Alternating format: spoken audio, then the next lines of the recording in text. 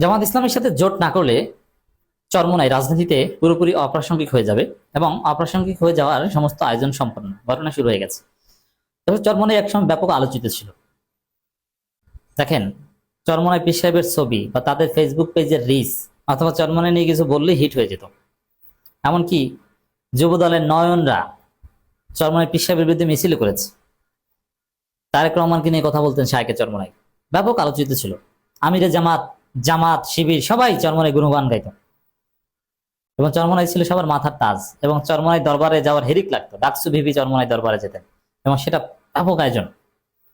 VV নূর, BNP, জামাত, শিবির, অমুক তমুক, নাহিদ ইসলামরা সবাই চরমোনাই দরবারে যেত এবং চরমোনাই পুরো হিট ছিল। এখন এমনকি ইউনুস চরমোনাইকে ডাকতেন, লুঙ্গি পরে ইউনুসের দরবারে যেতেন পীর সাহেব চরমোনাই, শায়েখে চরমোনাই। এবং সংবাদ সম্মেলন করলে চরমোনাই সাংবাদিকদের ভিড়, জনাকীর্ণ সংবাদ সম্মেলন করতে হতো। ব্যাপক একটা আকর্ষণ ছিল। কিন্তু এখন চরমোনাই নিয়ে কোনো আলোচনা আছে? মিডিয়ায় নাই, তাদের ফেসবুক পেজের রিচ নাই, মানে কোনো কিছুই নাই। তাদের তাদের নেতারা অনেকে দল ছেড়েছে, অনেকে জামাতে যোগ দিয়েছে। বাস্তব কথা হচ্ছে যে চরমোনাই রাজনীতি একদম একলা হয়ে গেছে। আর জোটের রাজনীতির এই যুগে, হ্যাঁ, তারপরও কোনো মৌলিক বিষয় থাকলে জনগণের কাছে যাওয়ার, সেটা নিয়ে রাজনীতি করা যায়, কিন্তু জনগণের কাছে যাওয়ার, নিজেদেরকে উপস্থাপন করার মতো কোনো উপাদান চরমোনাইয়ের নাই। চরমোনাইয়ের কোনো রাজনীতি নাই, এক কথায়। ধর্মভিত্তিকও কোনো আলাদা রাজনীতি নাই, জাতীয় রাজনীতিতেও তাদের আলাদা কিছু নেই।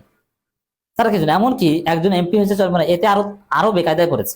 জামাতের বিরুদ্ধে দুই চার অক্ষর যা বলতো ওইটার লাইনও শেষ হয়ে গেছে। যে জামাত নারীদের সাথে মিশে এই কথা বলে রাজনীতি করতো, এখন দেখা গেছে যে নারীদের কোল ঘেঁষে বসতে হয় চরমোনাই এমপিকে এবং নারীর কাছ থেকে মাখামাখি করে পুরস্কার নিতে হয় এবং নারীকে নিয়ে ইফতার করতে হয়। 2 দিন পর দেখবো যে নারীর সাথে হ্যান্ডশেকও করছে। মজা না? এবং এই যেগুলোকে সারা জীবন হারাম ফতোয়া দিয়েছে, ওগুলো সবকিছু চরমোনাই এমপি করবে, করতে হবে তাকে। দাঁড়িয়ে 1 মিনিট নীরবতা পালন, কিছু করার নাই।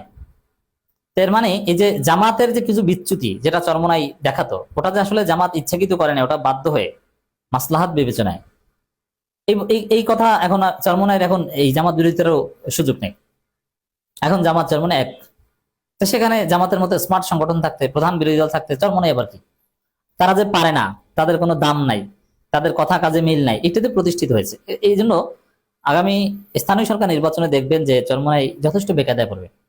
তারা কোথাও জিততে পারবে না, কারণ মানুষ মনে করছে যে এদের ভোট দিয়ে কোনো লাভ নেই, অথবা রাজনীতিতে এদের কোনো প্রাসঙ্গিকতা নেই। বিএনপি বলায় গেলেও গালি খেতে হবে। তবে আছে, জামাতের সাথে জোট করলে যতটুকু দূরত্ব তৈরি হচ্ছে এটা মুহূর্তের মধ্যে ফিকে হয়ে যাবে। যেমন অতীতে জামাত চরমোনাইয়ের মধ্যে যে দূরত্ব ছিল, সেটাই 5 আগস্টের পর একদম নাই হয়ে গেছিল। জামাত চরমোনাই ভাই ভাই অসাধারণ ঐক্য আমরা দেখেছিলাম। এখনো যা হয়েছে এটা বাদ দিয়ে স্থানীয় সরকার নির্বাচনে যদি জামাত চরমোনাই জোট করে, চরমোনাই কিছু কাউন্সিলর, কিছু চেয়ারম্যান, কিছু মেম্বার হতে পারবে, 2-1 উপজেলা চেয়ারম্যান হলেও হতে পারে, পৌরসভা মেয়রও 2-1টা পেলেও পেতে পারে। এ কারণে জামাতের সাথে জোট করতে হবে। জামাতের সাথে জোট না করলে চরমোনাই কোথাও জিততে পারবে না, একদম অপ্রাসঙ্গিক হয়ে যাবে। আমি দেখতে পাচ্ছি যে চরমোনাই টিকে থাকার একমাত্র ওয়ে হচ্ছে জামাতের সাথে জোট করা। জোট না করে কেউ রাজনীতিতে উত্থান হয় না। এই যে বিএনপির সাথে জোট করেছে বলে আজকে একটা পর্যায়ে এসে জামাত প্রধান বিরোধী দল হতে পেরেছে এবং ক্ষমতার একদম কাছাকাছি, অথবা এবারই ক্ষমতায় প্রায় চলে গেছিল। তো জামাতের উত্থান বিএনপির সাথে জোট করে, ক্ষমতা চিনেছে জামাত। এবং এনসিপির উত্থান জামাতের সাথে জোট করে। এনসিপি কি চালাক দেখেন, এনসিপি একটা সিট পায় না, সেখানে জামাতের সাথে জোট করে 6টা সিট পেয়েছে। চরমোনাইয়ের চাইতে অনেক বড় দল জামাত, 5 গুণ বড় দল। কারণ এনসিপি পেয়েছে 6 সিট, তারা চরমোনাই পেয়েছে 1 সিট। তাহলে জোট করে এভাবেই এগোতে হয়। জামাতের সাথে জোট না করলে কার সাথে করে? বিএনপির সাথে জোট করলে আবার চরমোনাইয়ের যে মানহাজ বা মৌলিকতা, এগুলো কিছুই থাকে না। এই জন্য ইসলামী দলের সাথে জোট করলে চরমোনাইয়ের যে ধর্মভিত্তিক রাজনীতি, যেমন জামাতের রাজনীতি কিন্তু ইসলামী গ্রাউন্ডের বাইরেও ব্যাপকতা লাভ করেছে, কিন্তু চরমোনাইয়ের রাজনীতি ধর্মের বাইরে তারা এখন পর্যন্ত তাদের কোনো প্রাসঙ্গিকতাই নেই। যা বলে, যা করে ধর্মের দোহাই দিয়ে করতে হয়, এটা ভালো। এই ধর্মের দোহাই দিয়ে নেগেটিভ না, এটাই তো উচিত। ধর্মের দোহাই দিয়ে তো আমাদের সবকিছু করা উচিত। কিন্তু ধর্মের কথা না বললেও জামাতের একটা ক্ষেত্র আছে, হিন্দুদের মধ্যেও জামাতের একটা ক্ষেত্র আছে। অতএব এই ধর্মের কথা বলে রাজনীতি করতে হবে। সেক্ষেত্রে ধর্মভিত্তিক দল ছাড়া অন্য কারোর সাথে জোট করলে চরমোনাইয়ের এই মৌলিক জায়গাটাই থাকে না। চরমোনাইয়ের যদি এখন বাংলাদেশে ভোট থাকে 0.9%, তাহলে কোনো বিএনপি বা এই টাইপের দলের সাথে জোট করলে চরমোনাই হয়তো বা 2-1 জায়গা মেম্বার চেয়ারম্যান হতে পারবে, কিন্তু তাদের ভোট 0.1%ও থাকবে না। এক্ষেত্রে জামাতের সাথে জোট করাতে তাদের জন্য সেফ।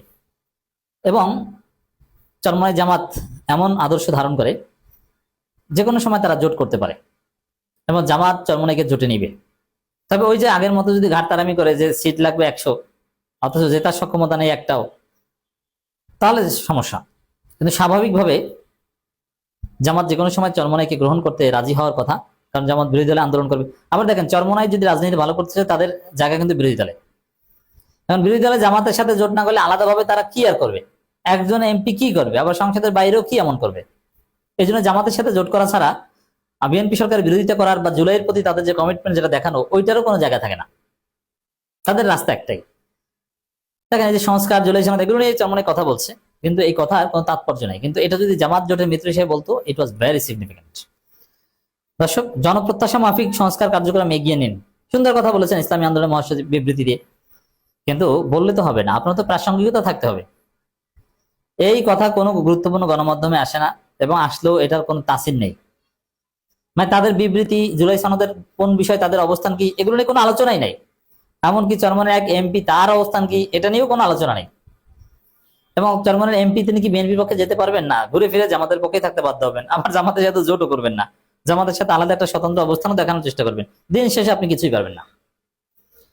তো দর্শক, ইসলামী আন্দোলন বাংলাদেশের মহাসচিব অধ্যক্ষ হাফেজ মাওলানা ইউনূস আহমেদ বলেছেন, ত্রয়োদশ জাতীয় সংসদ ও বিএনপি নেতৃত্বাধীন সরকার দাঁড়িয়ে আছে জুলাই গণঅভ্যুত্থানের উপরে।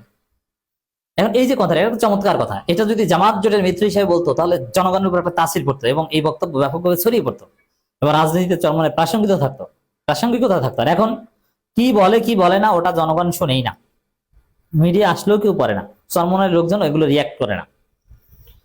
জুলাই গণঅভ্যুত্থান না হলে দেশে এখনো জাতীয় সংসদ ও আওয়ামী লীগের নেতৃত্বাধীন সরকারের দেশ পরিচালনা করার কথা, কিন্তু তাদের কায়েম করা স্বৈরতন্ত্রের বিরুদ্ধে ছাত্র জনতা রুখে দাঁড়ালে গণঅভ্যুত্থানের মাধ্যমে তাদের উৎখাত করা হয়। তিনি বলেন, জুলাই গণঅভ্যুত্থান কোনো সাংবিধানিক বিষয় না, বরং বিদ্যমান সংবিধানের তৈরি সুযোগে সৃষ্টি স্বৈরতন্ত্রের বিরুদ্ধে জনতার গণইচ্ছার বহিঃপ্রকাশ। আর আধুনিক রাষ্ট্রে গণইচ্ছাই হচ্ছে সর্বোচ্চ আইন।